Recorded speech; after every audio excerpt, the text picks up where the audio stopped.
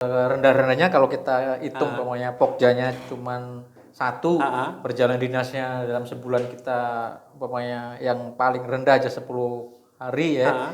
Kalau 10 hari itu 5 harinya perjalanan dinas luar daerah, ya taruhnya dapat 500, yang dalam daerah 300, ya sekitar serendah-rendahnya 25 juta.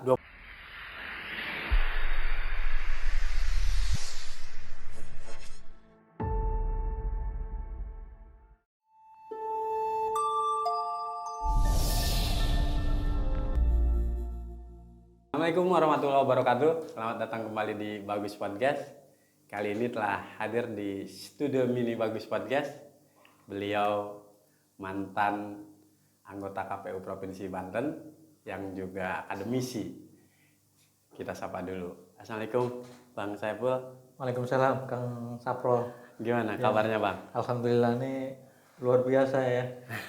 Metamorfosis dari seorang jurnalis surat kabar cetak menjadi online yang podcast yang viral. Langsung dipuji aja kita. Kali ini kita akan bincang terkait persiapan menuju 2024 dalam perspektifnya Bang Saiful. Beliau pernah jadi penyelenggara, beliau juga akademisi, pengamat politik. Jadi kita akan banyak ngobrol apa sih sebenarnya tantangan terbesar para penyelenggara pemilu 2024, karena ini menjadi sesuatu yang perlu kita sampaikan ke publik. Bang, tahun berapa Abang di KPU Provinsi Banten? Ya, menjadi penyelenggara pemilu memang sejak tahun 2003. Oh, karena saya adalah ditakdirkan Allah untuk menjadi ketua Panwaslu pertama di Cilegon. Iya. 3 tahun setelah Banten jadi provinsi, Abang langsung jadi Panwaslu. Saya kebetulan waktu itu ditakdirkan dapat amanah menjadi ketua Panwaslu Kota Cilegon untuk yang pertama kalinya. Oke. Belum ada istilahnya contoh, belum ada bagaimana kita bekerja sebagai Panwaslu kota dan kabupaten, sehingga aktivisme kita di kampus menjadi aktivis itu ternyata menjadi bekal berharga ketika memang pada akhirnya jalan kehidupan kita adalah di lembaga pemerintahan atau lembaga politik yang relatif baru. Ternyata pengalaman kita menjadi aktivis di kampus atau aktivis ekstra kampus ya, itu ternyata sangat menolong dan berguna. 2003 sudah jadi ASN? Saya sudah. Ya, karena saya diangkat dosen PNS 1999 ketika di persimpangan jalan. Saya ketika pemilu 98 itu posisinya saya adalah bacaleg. Saya bacaleg Partai Masumi karena saya wakil sekretaris Partai Masumi Provinsi Jawa Barat. Gokil. Sama baru tahu nih kalau Pak Saiful ternyata pernah. Nah, baru bagus podcast yang kemudian mengulik ya. Mengulik saya ujuk-ujuk ada dalam penyelenggara pemilu yang rentangnya 15 tahun itu kan juga tidak ujuk-ujuk. Banyak elit yang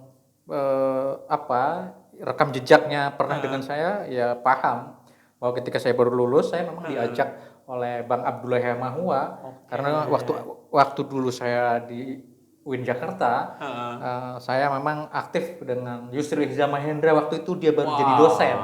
Dia pengacara muda, dosen UI, hukum tata negara, kemudian ngajak anak muda dan saya bergabung. Jadi saya lebih banyak juga sedikit ilmu tentang hukum tata negara dari beliau lah. Mentornya langsung Bang Yusril ya? Ya, makanya kemudian partai yang kemudian kita ikuti adalah Masumi karena kebetulan kakek tokoh-tokoh kita di Cilegon itu kan Masumi semua. Sehingga saya akhirnya menjadi wakil sekretaris partai Masumi Provinsi Jawa Barat karena kita ikut mendirikan Masumi di setiap kabupaten kota di Jawa Barat. Dan Banten belum ada. Banten belum ada. Artinya sejarah awalnya justru jadi politisi dulu ya? Saya jadi politisi memang. Lalu kenapa akhirnya terjun jadi penyelenggara di 2003 itu? Ya singkatnya ketika itu kan saya menjadi caleg. Pada saat yang sama saya memang mencoba diminta untuk jadi dosen di STAIN ya, karena STAIN baru berdiri, ya, berubah dari IAIN Sunan Gunung Jati cabang Serang ya yang hanya fakultas syariah, kemudian meluas jadi STAIN, membutuhkan banyak dosen. Saya kemudian diminta daftar dan saya lulus ya, tes PNS dosen pada saat saya jadi caleg, sehingga saya memang di persimpangan jalan. Apakah meneruskan caleg ya, waktu itu saya sudah masuk DCS persis seperti momentum sekarang ini, atau saya kemudian harus ngambil PNS. Maka saya berutang budi terhadap Profesor Tihami yang memberi masukan. Ya sudah, logikanya kalau caleg itu kamu dijanjikan makan sate, kan janji. Sementara kamu lapar hari ini sudah ada suguhan tempe. Jadi makan saja tempe. Karena kalau sudah kenyang makan tempe, mudah-mudahan sate juga ke depan bisa dinikmati. Dan terbuktilah akhirnya sate juga bisa saya nikmati, walaupun posisinya bukan politisi tapi penyelenggara. Itulah asbabun nuzulnya. Itulah kira-kira dalam posisi saya relatif tidak gagap pada penyelenggaraan pemilu karena memang backgroundnya kita belajar politik di Ciputat ya, di geng Ciputat. Memang kita sejak mahasiswa bersama Saiful Mujani itu kebetulan Pak Saiful Mujani punya punya kajian ya, formasi, forum mahasiswa Ciputat, formasi, termasuk saya di situ, mentornya Saiful Mujani. Kemudian ada juga Abbas yang sekarang LSI, itu adik kelas ya. Jadi banyak ada Burhan, adik kelas saya yang hari ini semua menjadi tokoh-tokoh survei. Tapi memang kita memang kita studi. Jadi kita kajian teks tentang pengantar ilmu politiknya buku Miriam Budiarjo. Terus ya pokoknya buku-buku politik lah, termasuk kita juga sosiologi politik. Ya kita bedah buku. Jadi sistem kajian ya di Ciputat ketika kebetulan saya dulu kuliah dari 91 sampai lulus 96 itu memang sedang luar biasa menjadi pusat kajian, dan Saiful Mujani dan teman-teman formasi itu pusat kajian politik, sosial, dan demografi. Artinya kalau dirunut sejarah Abang ke belakang pasca reformasi, Abang justru jadi bacalek tapi juga jadi CPNS dan hanya sebatas bacalek ya, tidak sampai foto Abang ada di kertas suara ya? Tidak.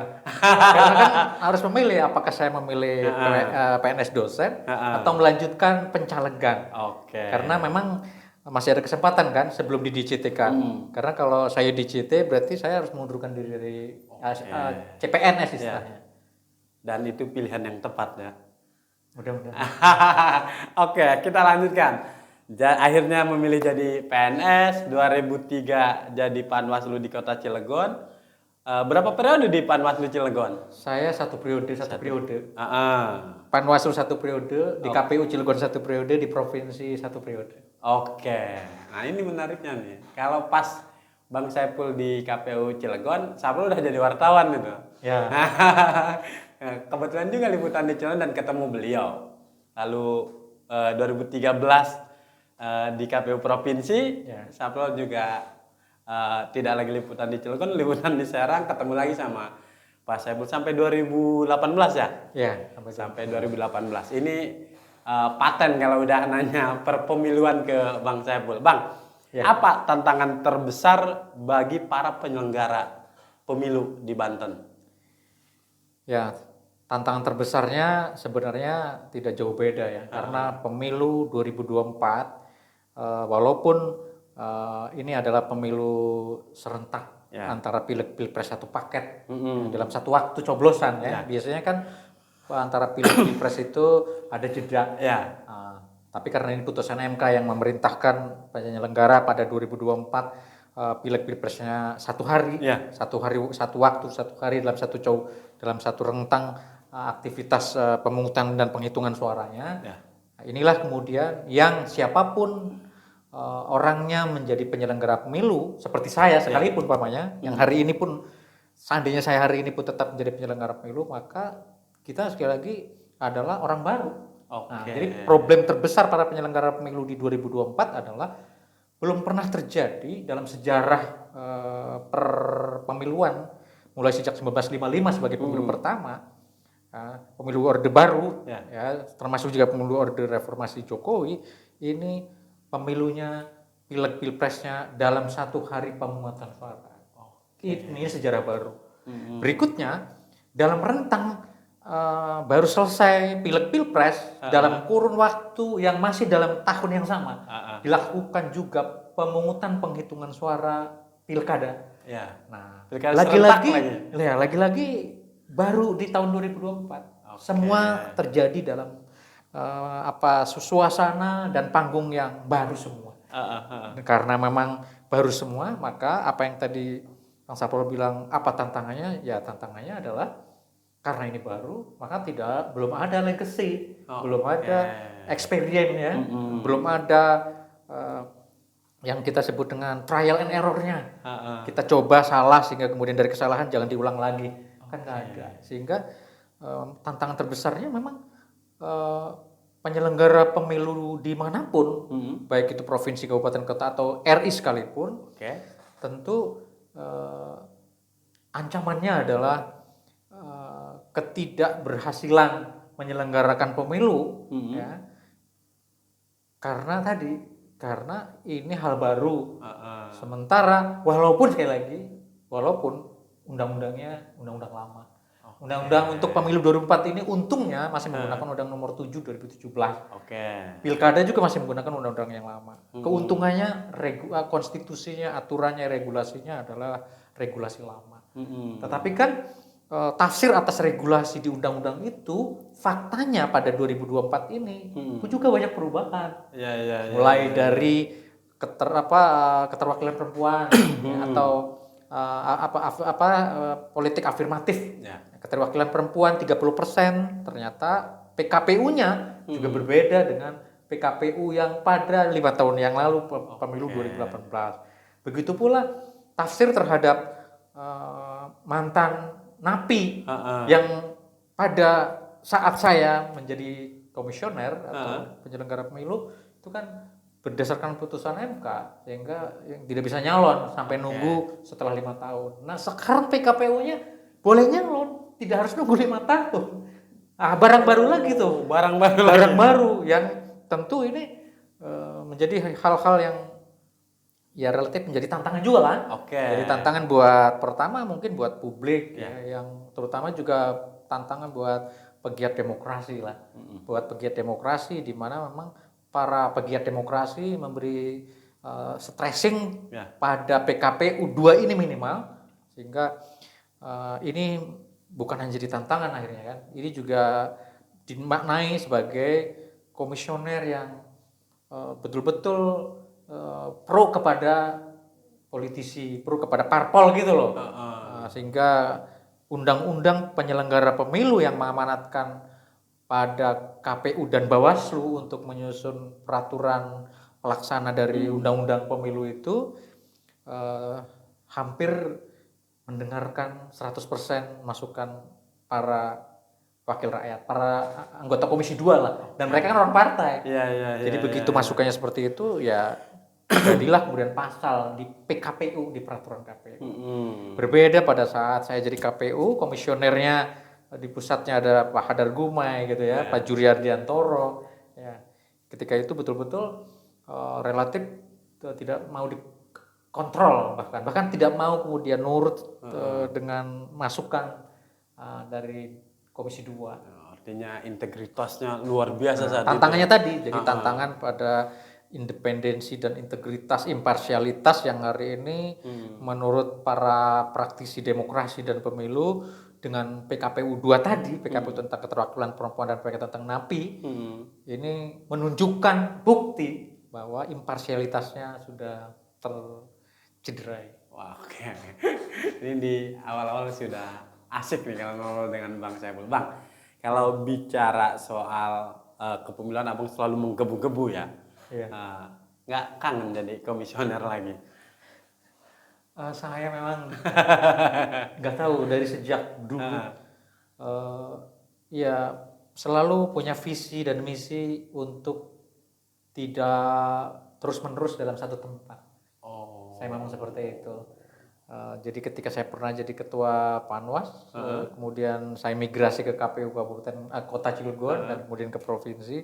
Kalaupun saya bermimpi ya waktu itu ya KPU RI. Oke. Benarnya, tapi kan ya mungkin jalan kehidupan membuat kita back to kampus dan jalan kehidupan membuat saya juga akhirnya juga harus mulai juga ikut membantu usaha kecil-kecilan di Kalimantan. Ya supaya ya kita agak bergizi dikit. Iya. Ada yang nanyain ke Sapro, Pak Saiful belum pernah nyobain di Bawaslu Provinsi katanya.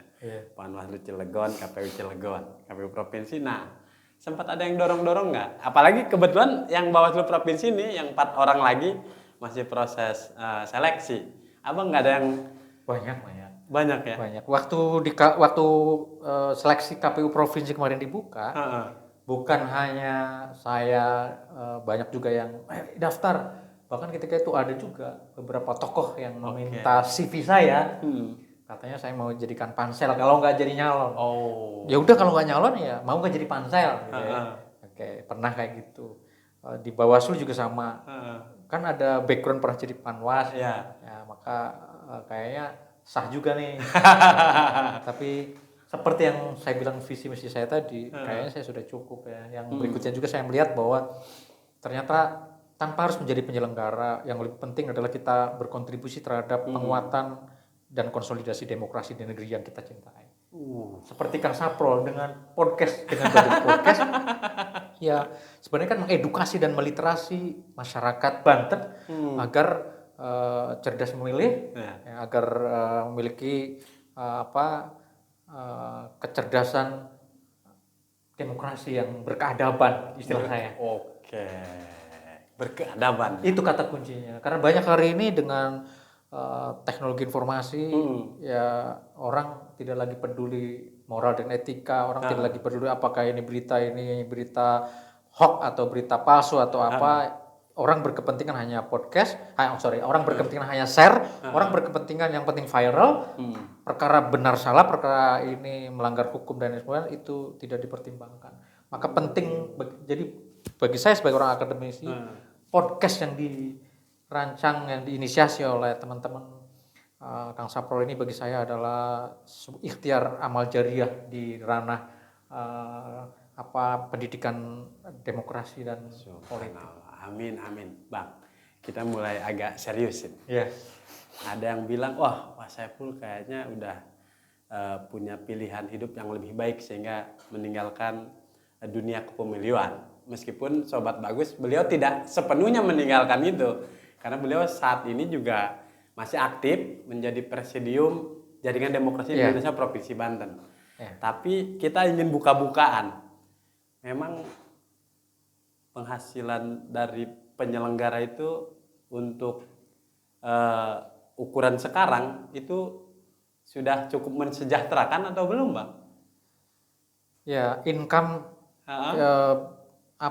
berefek sejahtera atau tidak akhirnya kembali pada lifestyle kayak hidup itu kembali. Jadi akhirnya inilah yang kemudian menjadi cikal bakal seseorang dalam jabatan apapun berpotensi korup karena gaya hidup kan.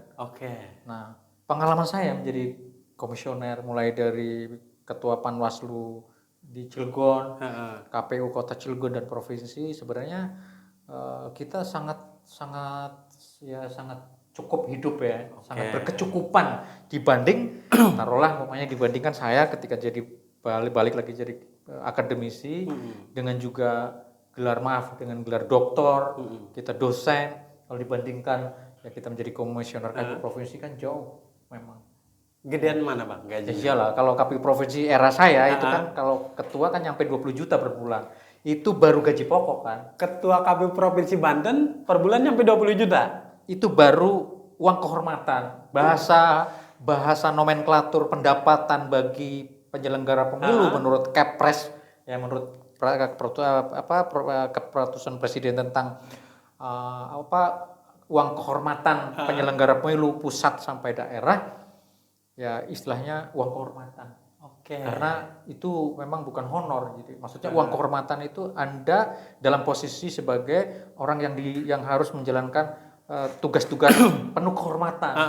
Ya, makanya dalam Undang-Undang Penyelenggara Pemilu, waktu kerjanya para penyelenggara pemilu itu 24 jam. 24 jam.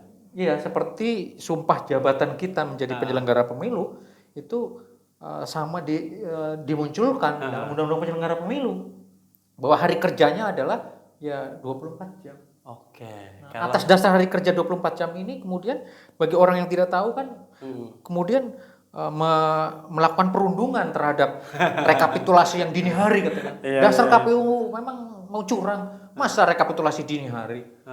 Padahal memang jam kerja kita kan 24 jam. Jadi karena dasar hukumnya waktu kerja adalah 24 jam, sehingga kalaupun tanggal merah kita bisa melakukan aktivitas tahapan. Sehingga jangan sampai kemudian masyarakat tidak mendapatkan edukasi literasi bahwa tahapan pemilu itu tidak berkaitan dengan tanggal merah, tidak ada hubungannya dengan SKB 3 Menteri. Yang kemarin kita lalui libur panjang 4 hari. Nah, bagi tahapan pemilu tidak berlaku. Tidak mengenal libur ya. Tidak mengenal libur. Ini juga yang harus diedukasi. Dan jarang ya memang media manapun mempublikasi bahwa dalam kalender penyelenggara pemilu mereka tidak kenal tanggal merah, tidak kenal libur bersama atau cuti bersama. Maka ketika mengenai tahapan sesuai dengan perhitungan karena sudah diatur oleh undang-undang kan, taruhlah diatur undang-undangnya pokoknya 2 tahun sebelum masa habis presiden maka pemilu dimulai pokoknya. Maka dimulailah pemilu 14 Februari 2024 kemarin 2022 kan kemarin. Nah, itulah mulainya awal tahapan sebenarnya. Sampai kemudian ketika bicara di undang-undang kampanye pada pemilu presiden dan pemilu legislatif yang di 2024 itu hanya pokoknya 78 hari. Nah, berarti 78 hari itu sudah harus dihitung dari 3 hari sebelum coblosan. Disitulah kemudian hitung mundur. Nah, itulah sekali lagi yang memang tidak semua orang juga harus tahu kan. Karena itu menjadi kapasitas dan kapabilitas penyelenggara pemilu. Kalau ngomongin kerjaannya penyelenggara agak mumet ternyata ya. Siapa masih kepo soal pendapatannya tadi nih. Nah, ini yang menarik. Iya, dari ketua di zaman abang jadi penyelenggara itu uang kehormatan atau gaji pokoknya 20 juta. Kalau anggota 18 jutaan. 18 jutaan, selisih 2 jutaan ya. Iya. Kalau dalam sebulan yang dibawa pulang ke rumah? Ya kan ada waktu zaman saya itu namanya ada uang kelompok kerja. Uang pokja. Kelompok kerja itu mengikuti tahapan yang tahapan itu jadwal. Jadi jadwal penyelenggaraan pemilu yang menjadi peraturan KPU tentang jadwal tahapan. Jadi jadwal tahapan itu sejak tahapan pendataan pemilih itu tahapan. Sejak pendataan pemilih itu sudah tahapan tuh. Biasanya pendataan pemilih itu sekurang-kurangnya kan sampai panjang tuh bisa sampai 5 bulan. Maka karena 5 bulan, maka setiap bulan kita nerima uang pokja. Uang pokja lumayan tuh 1 jutaan gitu ya per bulan. Kadang-kadang pada saat yang bersamaan tidak hanya kita menerima uang pokja pendataan pemilih. Ketika tahapannya berbarengan dengan tahapan yang lain seperti tahapan pendaftaran partai politik yang kemarin, maka kita nerima double. Uang saya sebagai pengarah di Pokja pendataan pemilih sekaligus saya juga menjadi anggota Pokja pendaftaran partai politik. Jadi di bulan itu saya sudah 2 tambahan tuh selain uang kehormatan yang 20 juta karena saya ketua mamanya ditambah kalaupun minimnya sejuta udah 2 belum perjalanan dinas. Dan kita tahu waktu perjalanan dinas penyelenggara pemilu itu 30 hari. Atau kalau harinya 28 ya 28 hari. Iya. Jadi setiap hari bisa dijadikan perjalanan dinas. Oke, berarti di zaman Abang 2013-2018 dalam sebulannya bisa dibawa ke rumah itu nyampe 30 juta, Bang. Ya, Anggota. ya tergantung tadi. Ha-ha. Tergantung. Kalau rata-rata, Bang. Ya serendah-rendahnya kalau kita hitung pokoknya pokjanya cuman 1, perjalanan dinasnya dalam sebulan kita pokoknya yang paling rendah aja 10 hari ya. Kalau 10 hari itu 5 harinya perjalanan dinas luar daerah, ya taruhlah dapat 500, yang dalam daerah 300, ya sekitar serendah-rendahnya 25 juta. 25 juta sebulan. Sekecil-kecilnya. Kompenya sekecilnya 25 juta. Ya, itu anggota ya. Itu anggota ya. Ketua pasti lebih dari itu ya. Itu sekecil-kecilnya. Oke. Tapi kalau tahapannya sudah semakin banyak, kan bukan hanya itu. Kita juga dapat waktu era saya nggak tahu era sekarang. Waktu era saya kan kita masih bisa menerima honor narasumber. Oke. Dan ketika sudah mulai tahapan, itu kan ada agenda sosialisasi. Dan sosialisasi itulah ya sekurang-kurangnya sebulan kita dapat uang narasumber. Oke. Bang, ini menarik. Kenapa Sapro pertanyakan itu? Yang pasti untuk periode kesini kan udah pasti ada kenaikan. Nah, udah pasti ada kenaikan karena regulasinya juga apalagi kerjaannya sekarang tambah serentak nih. Karena ada sisi lain. Seberapa kuat para penyelenggara pemilu kita menghadapi godaan-godaan. Jadi kalau misalnya pendapatannya tadi jauh dibandingkan dari gaji dosen, mestinya mereka tidak perlu diragukan lagi independensinya. Waktu di zaman Abang ada nggak godaannya? Kan kalau bicara penyelenggara, panitia pemilu lah ya, maka dia hubungannya dengan pesertanya. Ini pesertanya kan partai politik. Di zaman Abang banyak nggak godaannya itu? Ya sudah pasti ya. Sekali lagi manusia itu memang ditakdirkan hidup dengan godaan kan. Makanya Allah menciptakan makhluk yang namanya surga, makhluk yang namanya neraka. Karena ya kalau kita tergoda pada sesuatu yang memang jadi larangan, ya kamu memang calon penghuni neraka. Tapi kalau kamu kuat imannya, ya kamu calon penghuni surga. Makin serem deh. Di 2 pertanyaan terakhir, Bang. Kalau poinnya ya godaan pasti banyak. Yang nawarin udah pasti, udah banyak. Makanya ini penting. Kenapa negara harus memperhatikan kesejahteraan para penyelenggaranya agar dia imun, terjaga dia dari sana. Dan terima kasih Abang telah membuka bahwa ternyata berapa kali lipat dari gaji dosen kan. Jadi komisioner itu jauh banget. Wajar pada akhirnya semua yang pernah jadi penyelenggara itu ya kalau gagal di situ masih ada masih ada perahu, masih ada kapal. Masih ada kapal pesiar. Jadi tim seleksi bisa kita naiki. Betul, tim seleksi nggak pernah kepusingan kalau mau membuka seleksi. Pasti banyak peminatnya. Karena salarinya juga konkret gitu, Pak. Tapi Saprol ingin ke yang lebih substansi di 2 pertanyaan terakhir, Bang. Problem di Banten itu ada 2 yang paling menjadi ingatan wartawan. 1, rawan money politik. Ini yang selalu menodai demokrasi kita di Banten. Yang kedua, ini juga menjadi problem kita soal partisipasi pemilih, Bang. Ada catatan soal 2 hal itu, Bang? Baik. Ternyata money politik ini kan tumbuh pada pemilu pasca reformasi. Jadi kalau dalam catatan saya sebagai koordinator jaringan demokrasi, pemilu 2024 ini kan pemilu ke-6 pasca reformasi. Jadi setelah reformasi, disitulah kemudian ada strategi. Bahasa halusnya strategi para caleg yang kemudian berefek dari sistem pemilu. Sistem pemilu yang awal-awalnya tertutup, kemudian dibuat putusan MK menjadi terbuka, semi terbuka ya, karena ada BPP kan. Ketika 30% atau mencapai BPP, maka walaupun dia tidak nomor urut peci, tidak nomor urut 1 atau nomor urut 2, maka dia berhak mendapatkan perolehan kursi. Oke. Ya, karena dia mencabut suara, mencabut BBP.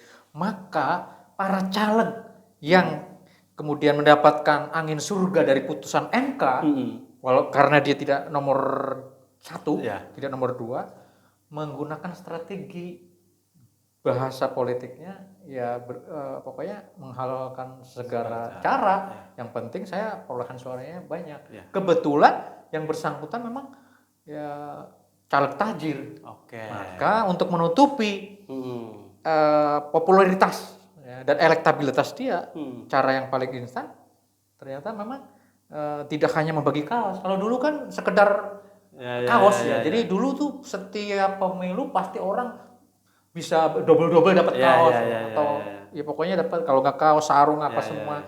Lama-lama ternyata kalau sekedar membagi barang, dia suaranya rendah. Seseorang yang mencoba memberi uang ya walaupun kecil awal-awal, ternyata suaranya signifikan. Akhirnya itu menjadi tradisi pada setiap kontestasi pileg dan pilkada. Kalau pilpres enggak ya, pileg pilkada itulah kemudian cikal bakal kenapa kemudian akhirnya satu-satunya yang diyakini ampuh strateginya adalah ya serangan fajar. Meskipun catatan kami sebagai wartawan, tidak semua caleg tajir juga berhasil melenggang ke parlemen ya. Nah, tidak selalu. Artinya banyak juga caleg yang tidak tajir dalam tanda kutip, dia juga terpilih.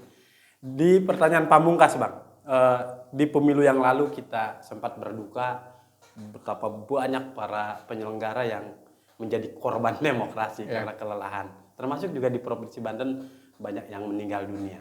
Apa saran Abang untuk para penyelenggara di Banten, Pak? Baik, kebetulan ketika pemilu 5 tahun yang lalu saya bersama teman-teman pegiat pemilu se-Indonesia ya, Jaringan Demokrasi, Netflix dan teman-teman semua, termasuk kita membangun gerakan yang namanya Jaga Suara kan. Jaga Suara dengan melibatkan semua elemen masyarakat untuk memfoto C1 plano yang diupload. Catatan saya ketika itu kemudian kita temukan ritme kerja, beban kerja yang luar biasa ya, luar biasa. Sementara pada saat yang sama anggota KPPS itu usianya memang di atas 40 tahun rata-rata. Jadi kalau boleh dipersentase yang usianya di atas 40 tahun itu jumlahnya lebih dari 50%. Maka riset tenaga medis ya untuk melacak apa penyebabnya, ternyata penyebabnya satu, derajat kesehatan para penyelenggara yang sudah di atas 40 tahun dengan potensi penyakit penyerta atau bawaan yang rata-rata membuat mereka kemudian wafat. Jadi tetap ada, maksudnya itu bukan hanya takdir ya. Kalau takdir kan tidak ada diskusi, tidak ada temuan ini. Jadi sekali lagi kita merekomendasi, karena pertanyaan Kang Saprol apa rekomendasi kita? Kita merekomendasi untuk merevisi peraturan KPU tentang syarat menjadi anggota KPPS. Nah, itu sudah dilakukan. Makanya sekarang KPU membuat peraturan penyelenggara pemilu di KPPS itu boleh usianya 17 tahun. Dan juga dengan forum rektor KPU MOU agar KKN ya. KKN itu kuliah kerja nyata atau kukerta atau apa istilah di UTIR? Kita KKM. KKM ya. Jadi kuliah kerja mahasiswanya itu dengan menjadi KPPS. Jadi menjadi KPPS itu dimaknai sebagai KKN yang integratif atau kolaboratif. Nah, itu dihargai. Nah, kenapa kita perlu bekerja sama dengan forum rektor? Kita butuh anak-anak muda menjadi penyelenggara pemilu di tingkat bawah, karena memang pertama membutuhkan energi yang luar biasa. Berikutnya juga mengisi formulir C1. Pokoknya formulir-formulir itu kan membutuhkan ketelitian, kecermatan. Ya, maka kalau itu kemudian dilakukan oleh orang-orang penyelenggara pemilu yang usianya sudah senior, ini jadi problem. Siap. Menarik Sobat Bagus Podcast, tapi kita terbatas juga waktunya. Nanti mudah-mudahan bisa ada episode keduanya, kita undang lagi Bang Saiful. Di penghujung jawab singkat aja Bang. Ya. 24 Mei kemarin KPU Banten periode 2023-2028 sudah dilantik. Ada yang kenal dari 7 orang yang dilantik kemarin? Ya 6 orang kenal semua. Kalau satu yang kemudian terpilih ya menjadi ketua, kebetulan belum kenal. Ihsan ya, Ihsan. Dengan ketua yang M Ihsan. M Ihsan Ya. Nggak kenal. Dengan yang 6 udah ngopi berarti. Belum kenal. Belum ngopi. Oke.